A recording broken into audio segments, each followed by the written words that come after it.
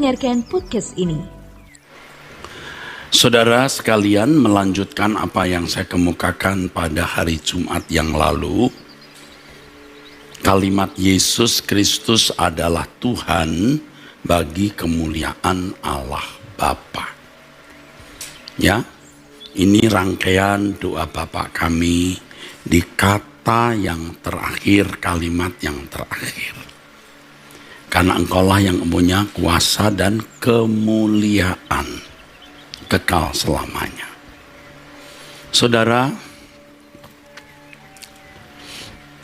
betapa indahnya, betapa beruntungnya kalau kita bisa memiliki hati yang membara, berkerinduan, berkeinginan,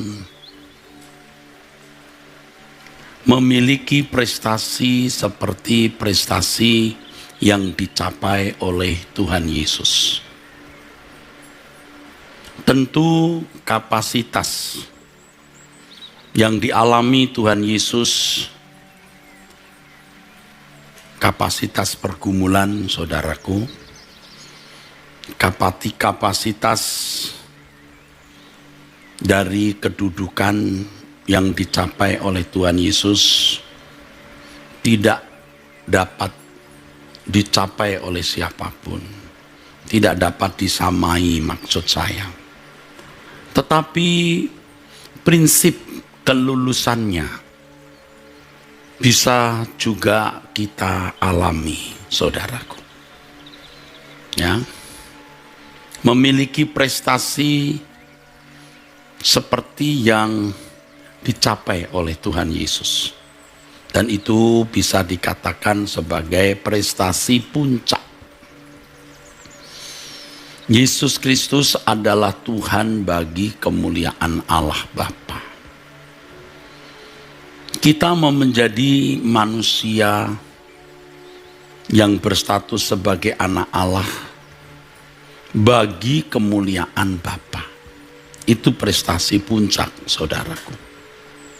Saya ulangi, kapasitas yang dimiliki oleh Tuhan Yesus tidak tertandingi oleh siapapun.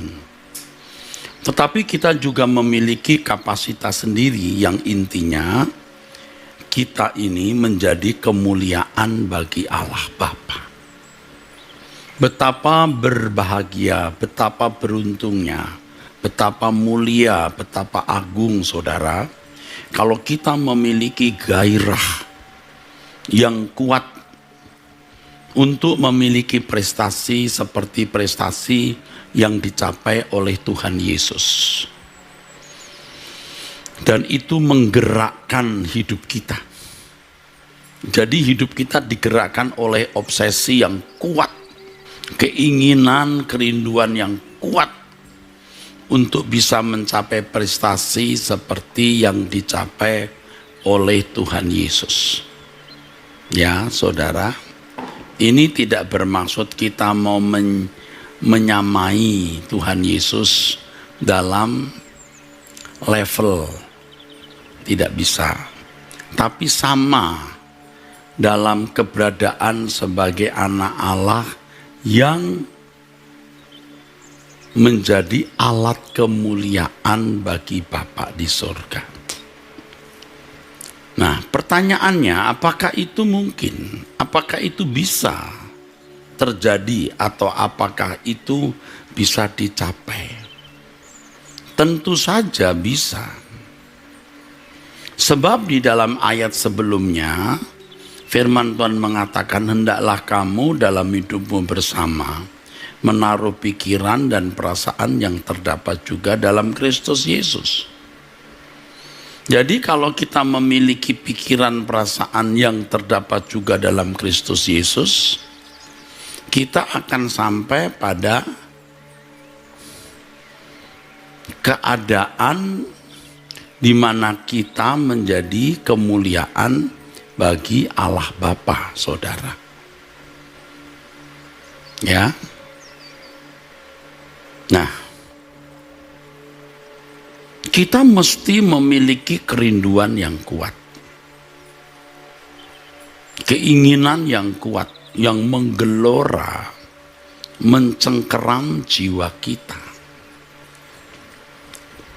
Saudara yang mau, saudara bisa mengambil keputusan, memerintahkan diri saudara sendiri, memerintahkan seluruh syaraf-syaraf saudara untuk mencapai prestasi itu. Ya, dengan hati yang bulat, dengan hati yang utuh. Dan orang-orang seperti ini orang yang haus dan lapar akan kebenaran, pasti mencapainya.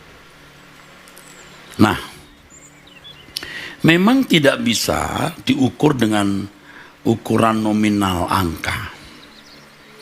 Tetapi setiap kita pasti bisa menyadari, pasti bisa mengetahui sampai di mana level saudara itu.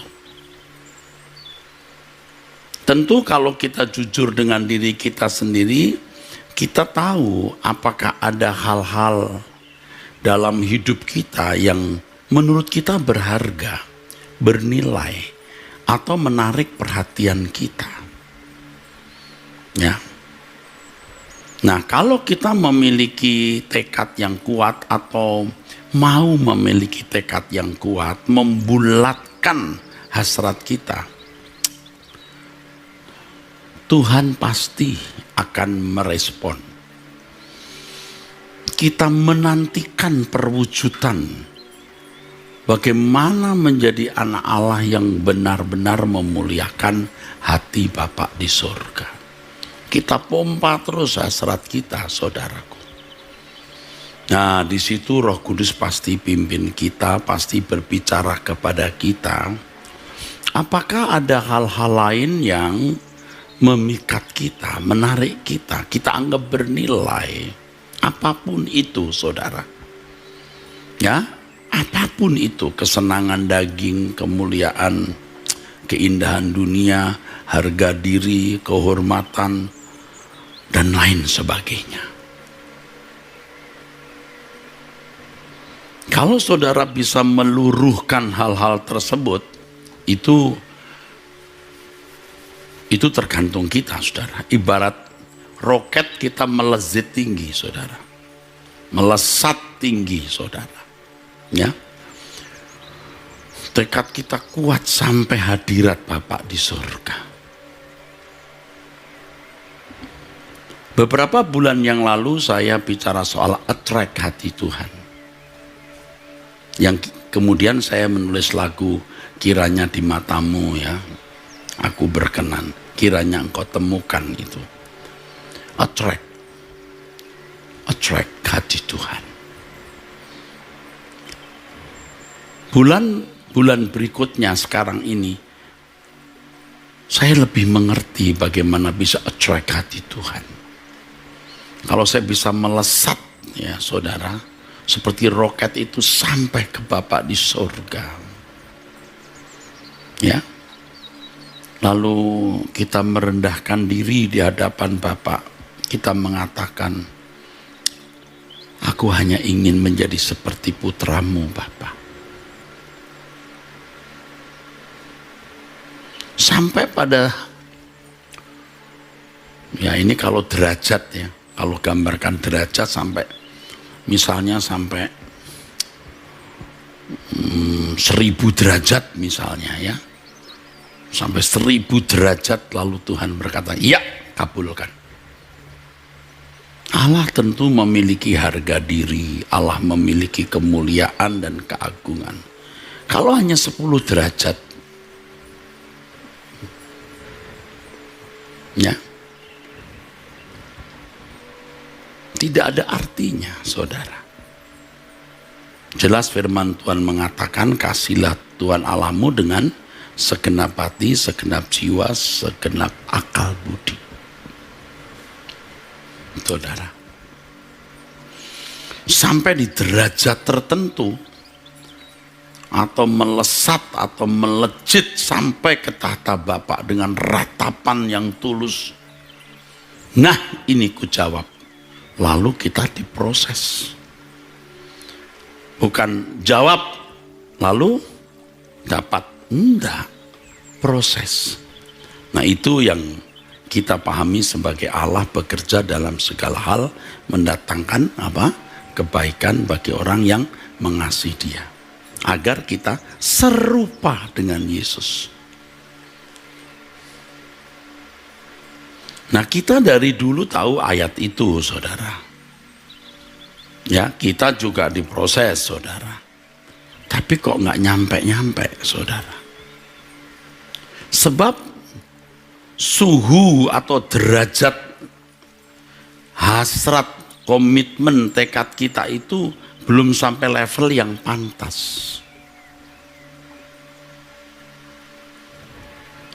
Susah dibahasakan, tapi saya membahasakan terus. Kita memiliki segala sesuatu sekarang ini ya, apa yang ada pada kita. Ya termasuk peluang untuk dihormati, dihargai, kedudukan dan lain-lain ya saudara. Kita harus menganggapnya itu tidak ada artinya jika dibanding kemuliaan Allah. Ya, jika dibanding kehidupan memuliakan Allah. Nanti akan saya jelaskan. Begitu Bapak di surga, ya kukabulkan. Ini sampai panas ini menyentuh hadirat Bapak. Ya. Kita mulai masuk lorong-lorong yang Tuhan Yesus juga jalani. Nah, kalau kita tidak tahu, kita bingung. Tapi biasanya menurut saya, kalau orang sudah sampai suhu setinggi itu kecerdasan rohaninya juga sudah tinggi. Biasanya seimbang. Jadi ketika menghadapi hal-hal yang berat ya, ibarat sengatan itu ya, sengatan masalah. Kalau dulu kita disetrum masalah itu hanya disetrum 10 watt, sekarang terus 50 watt. Lama-lama 100 watt karena targetnya 1000 watt. Mati kita disetrum 1000 watt. Pencobaan besar. Tapi di situ kepasrahan kita sempurna juga, seperti Yesus disengat 1000 watt di atas kayu salib, baru berkata, ke dalam tanganmu kuserahkan nyawaku. Dengan tubuh setengah telanjang atau telanjang. Kalau minggu lalu saya katakan menurut analis bisa benar-benar telanjang. Kita belum telanjang begitu.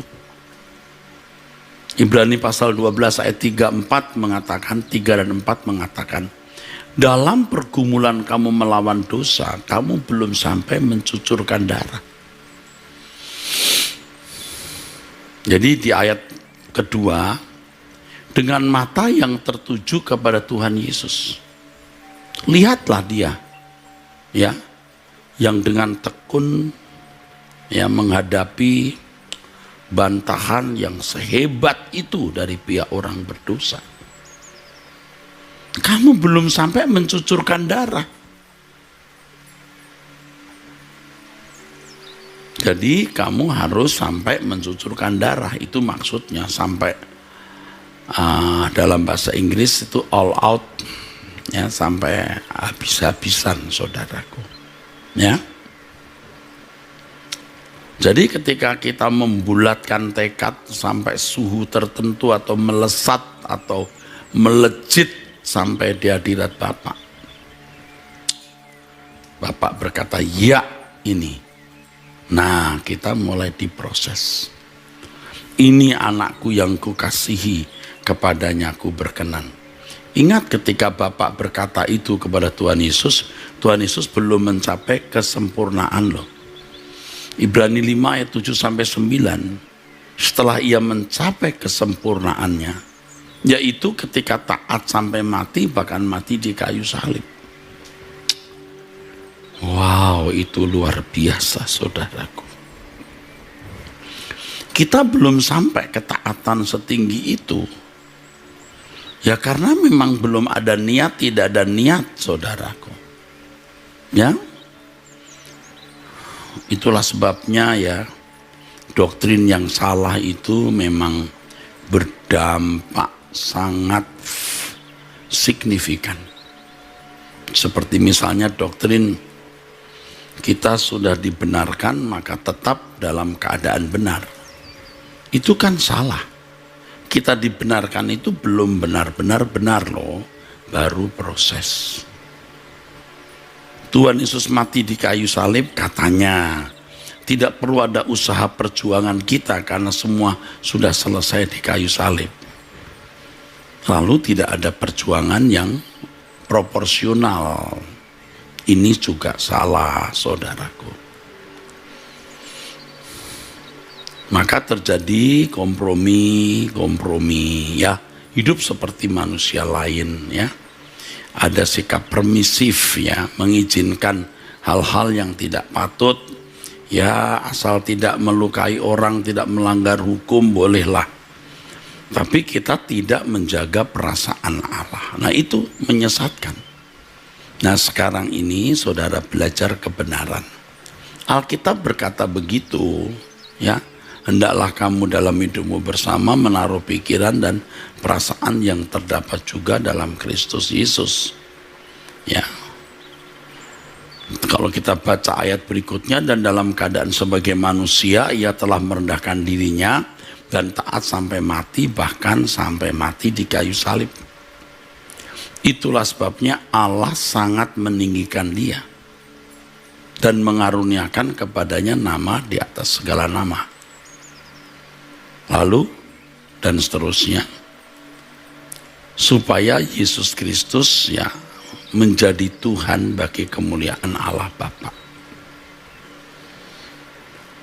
Jadi saudara, ini sebuah keniscayaan dan kita harus memiliki ambisi yang kuat menjadi kemuliaan bagi Allah Bapa.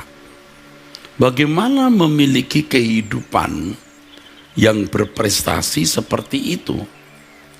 Nah, ketika Yesus keluar dari baptisan oleh Yohanes Pembaptis, Allah Bapa menyatakan, ini anakku yang kukasihi, kepadanya aku berkenan.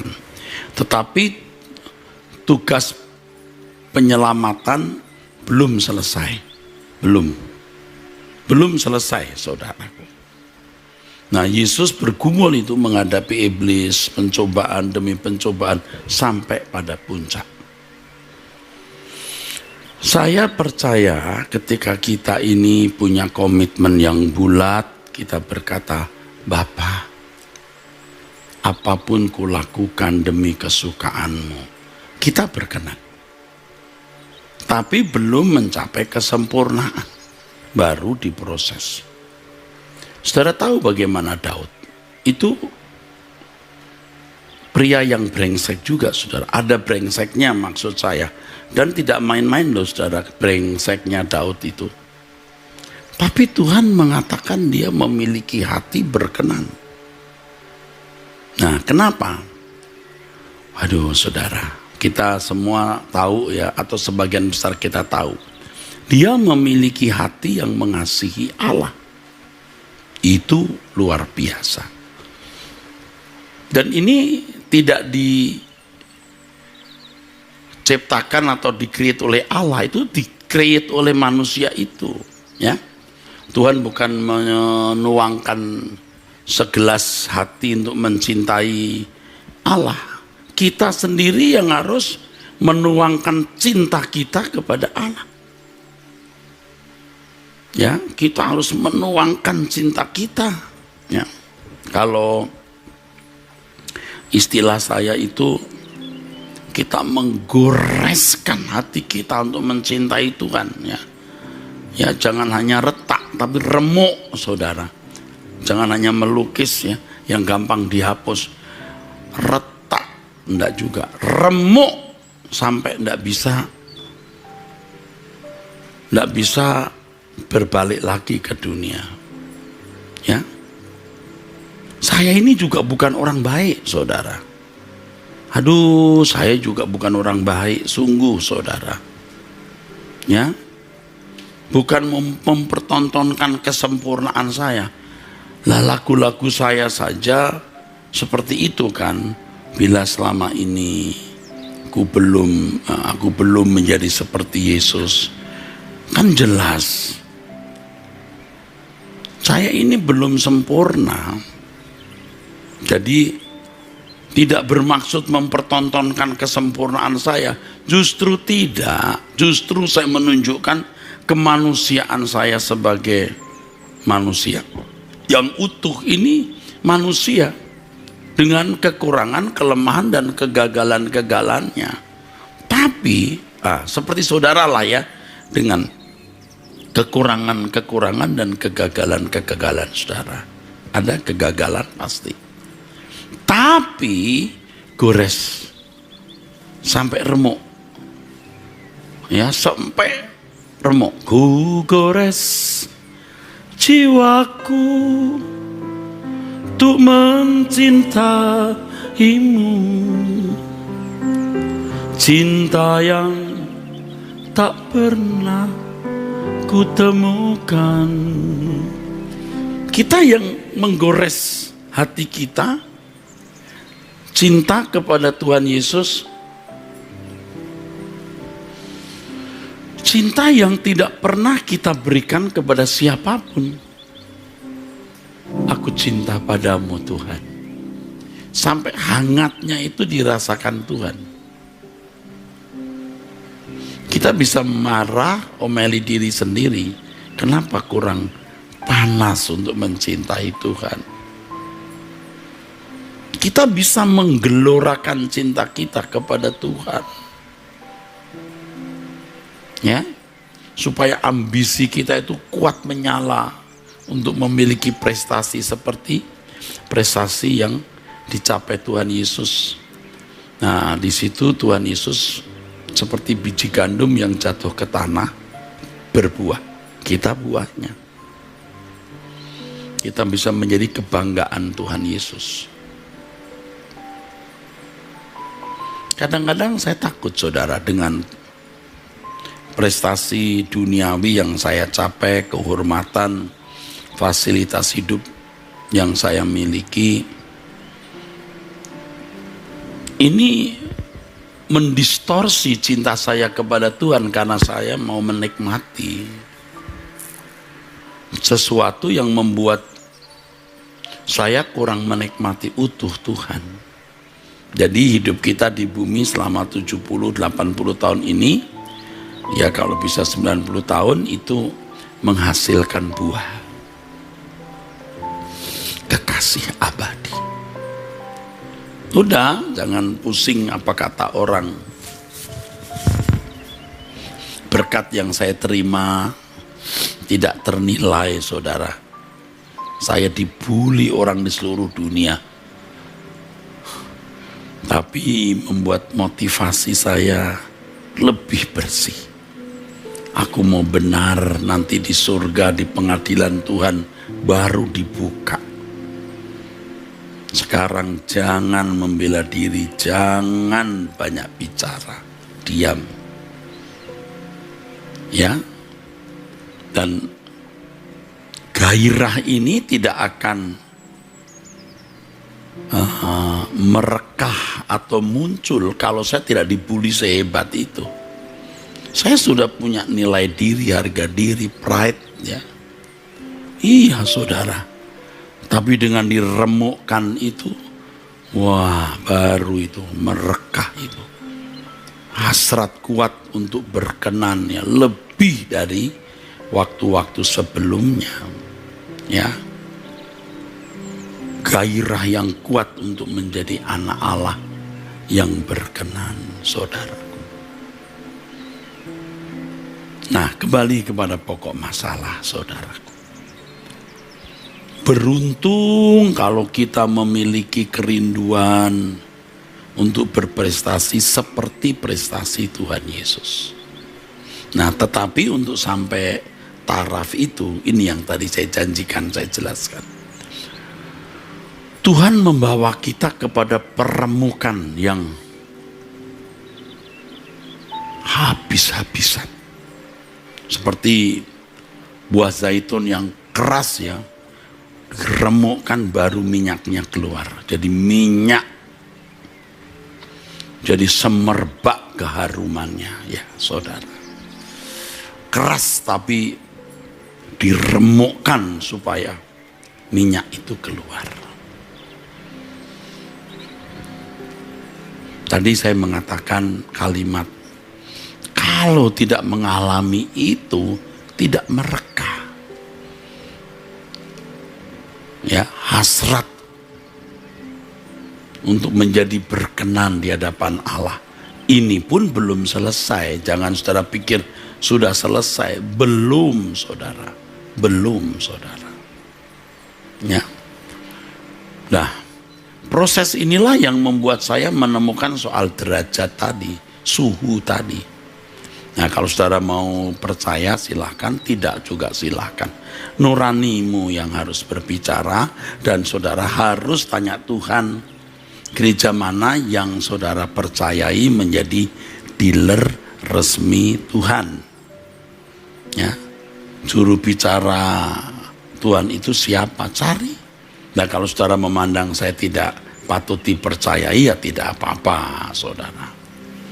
Tapi kalau saudara percaya, ini saya beritahu. Ya, ini saya beritahu.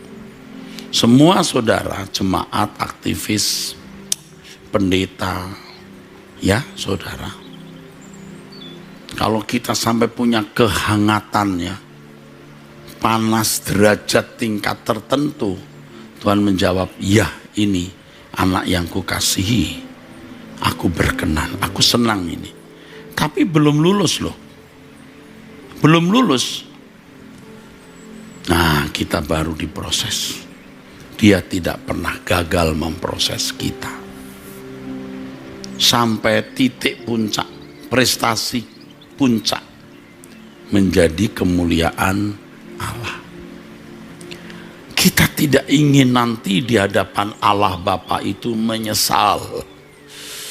Menyesal kenapa waktu singkat hidup di bumi tidak kita gunakan untuk berjuang segenap hidup mencapai prestasi ini. Kenapa?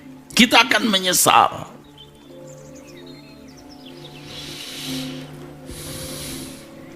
Jadi dengan guncangan-guncangan yang saya alami, saya mulai mengarahkan mata saya lebih intens ke atas.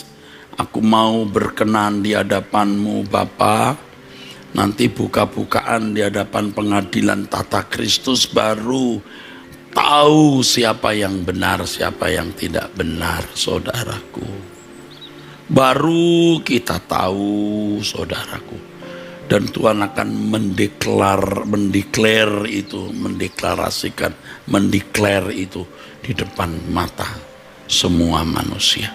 Nah, waktu itulah seseorang mendapat pujian dari Allah. Nah, gelora api ini, saudaraku, ya, dipicu oleh peristiwa-peristiwa hidup yang kita alami dan kita respon dengan respon yang positif. Sampai akhirnya, saudara, kita tidak merasa puas dengan keberadaan yang telah kita capai. Rasanya, ya kita merasa, rasanya aku belum memiliki kesucian standar Allah. Maka kita mulai mengerti bahwa peristiwa hidup, setiap kejadian yang kita alami itu tantangan. Apakah kita memuliakan Allah atau memuliakan diri kita sendiri, saudara. Lalu kita juga merasa bahwa penghormatan kita kepada Tuhan rasanya belum patut, ya. Mestinya aku harus menghormati Allah lebih dari ini. Ya, kita sudah menyembah, kita angkat hati kita serius, tapi rasanya masih kurang, saudara. Ya, masih kurang. Makanya kalau doa pagi, ya kalau dulu agak sembarangan atau bisa sembarangan, ya. Sekarang tidak. Mulai takut. Ini pertemuan resmi, ya. Jangan sambil menyembah garuk-garuk terus ngupil. Sambil menyembah kita sibuk apa. Nggak boleh, kita nggak bisa tinggi-tinggi terbangnya. Fokus, siapkan semua. Jangan di tengah kita menyembah lalu, mana tadi tisunya? Sambil mulut nyanyi cari tisu. Kita tidak sopan itu di hadapan Allah. Nah, ini mulai proses mengalami Tuhan secara real itu, saudara. Nah, kita bertumbuh terus.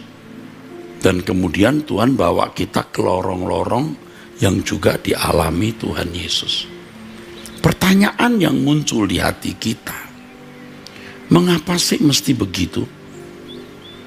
Nah, jawabannya begini, Tuhan tidak bermaksud mau menyakiti kita. Tuhan tidak bermaksud menyakiti kita. Tetapi ini, saudaraku, ya, ini yang harus kita baca, saudaraku, ya. 1 Petrus 1 ayat 7. Maksud semuanya itu ialah untuk membuktikan kemurnian imanmu. Ya. Membuktikan kemurnian imanmu yang jauh lebih tinggi nilainya daripada emas yang fana. Tahu produksi emas, saudara? Tidak mudah, bukan? Ya, digali, campur tanah, diproses, ya. Saya sudah pernah melihat proses ini. Yang diuji kemurniannya dengan api sehingga kamu memperoleh puji-pujian dan kemuliaan dan kehormatan pada hari Yesus Kristus menyatakan dirinya. Orang bisa berkata, Tuhan kau tahu hatiku, aku mengasihi engkau. Seperti Petrus, jangankan penjara Tuhan, mati pun aku rela. Coba berhadapan dengan hamba imam besar yang mengatakan, bukankah kamu bersama-sama dengan orang itu? Coba apa respon, reaksi Petrus? Perasaan kita itu bisa situasional, saudara. Yang tadinya ngomong A bisa berubah B. Bisa. Lah penduduk Yerusalem dari Hosana jadi salibkan dia. Itu jumlah yang sangat besar, saudara. Harus teruji. Nah, Tuhan itu memiliki tatanan. Tuhan bisa saja berkata, enggak apa-apa, ayo kamu dimuliakan bersama Yesus, anakku, dengan Tuhan Yesus, ya. Ayo. Kalau orang tanya, Tuhan, dia emangnya layak? Layak, saya tahu hatinya, diam kamu. Nah, bisa. Dia harus teruji. Tuhan memiliki tatanan. Itu masalahnya. Harus teruji. Ya, kadang-kadang kita sebagai dosen, maaf ya, melihat mahasiswa kita juga sudah bisa mengukur. Ini pinter nih anak A ini. Tapi kalau nggak pakai ujian kan nggak ada data, nggak boleh. Melanggar hukum pendidikan maksudnya, tatanan kaidah pendidikan, harus ada tes, beri tugas paling tidak. Nah, kita sebagai dosen tuh bisa menilai orang dari pertanyaan-pertanyaan yang diajukan, diskusi di ruang kelas. Kita bisa mengukur ini A, itu B. Itu sih enggak mungkin selesai skripsinya. Tidak mampu dia membuat struktur kalimat. Bisa menilai. Kasih saja nilai. Dia ya ada C aja daripada. Nah, C. Yang itu A. Tidak bisa, harus teruji. Allah lebih lagi. Harus ada pembuktian.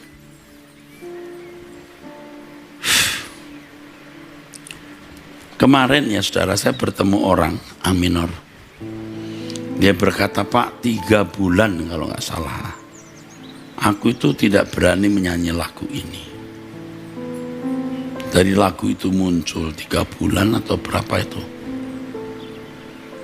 Tapi kemudian saya menyanyi. Karena mengerikan lagunya, Pak. Kemanapun jua ku ikut serta, dari Nazaret sampai ke Golgota. Golgota, enggak ah. Makanya ya disebut 3 bulan, saya ingat saya. Enggak berani saya nyanyi, katanya. Orang menyanyi, nyanyi saja, dia tidak nyanyi. Golgota. Wah, ini berat. Tapi ya akhirnya dia menyanyi. Saya juga berani saja, padahal belum tentu kita bisa memenuhinya. Komitmen dulu, panas. Attract hati Tuhan. Tuhan melihat, benar ini anak ini serius. Oke, aku kabulkan. Tidak langsung dia bisa memiliki hati yang mengasihi Tuhan.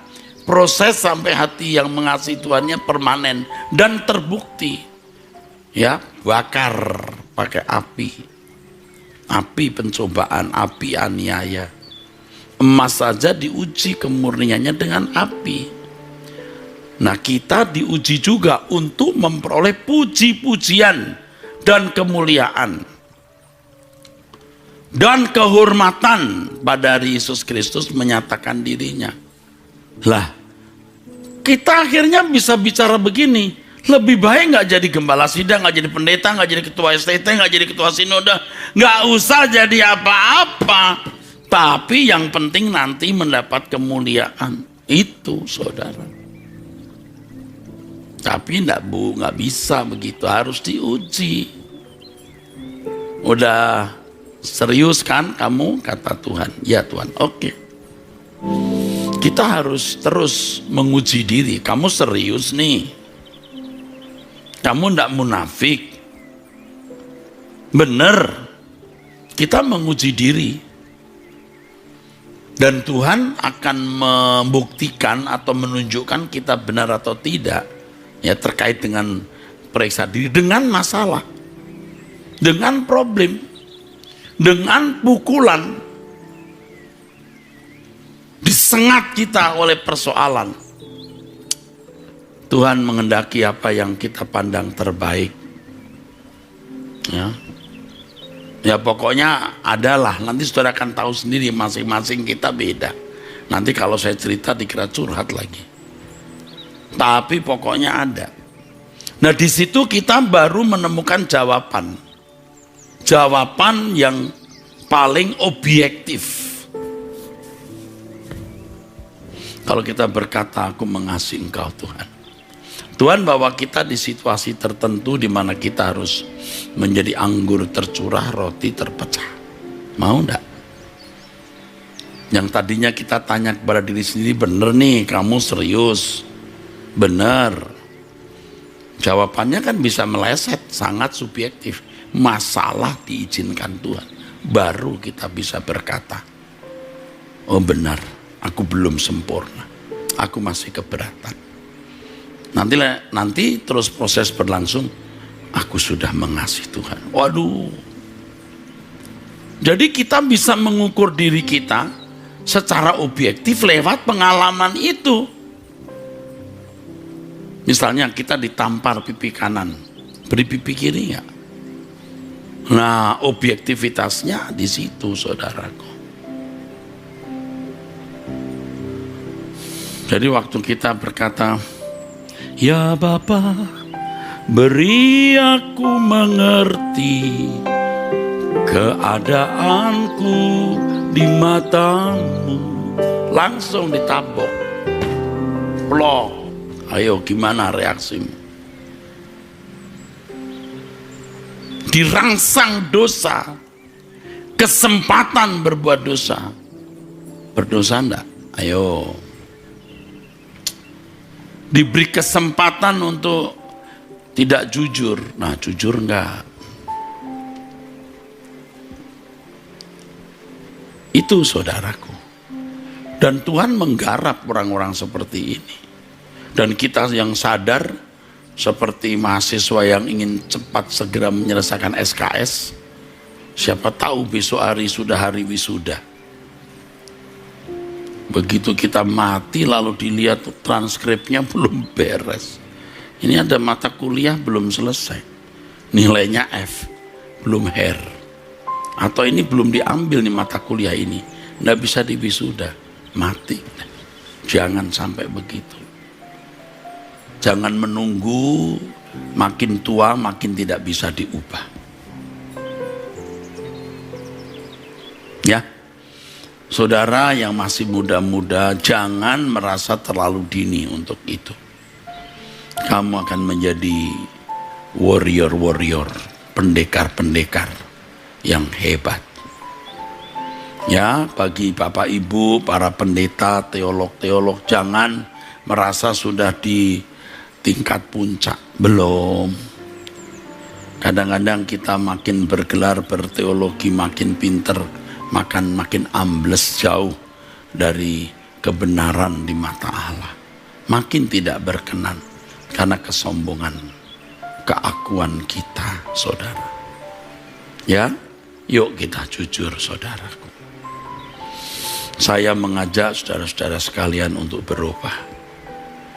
Kalau saudara benar-benar mau memiliki hati yang panas, ya,